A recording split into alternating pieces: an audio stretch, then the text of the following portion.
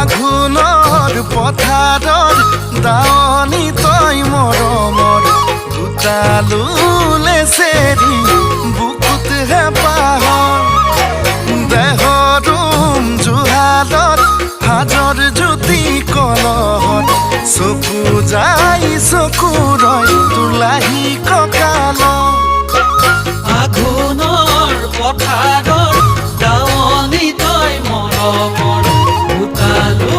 লেচেৰি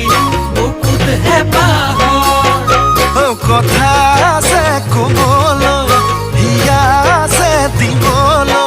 মন যায় জাননে তো বুকুত খাবতে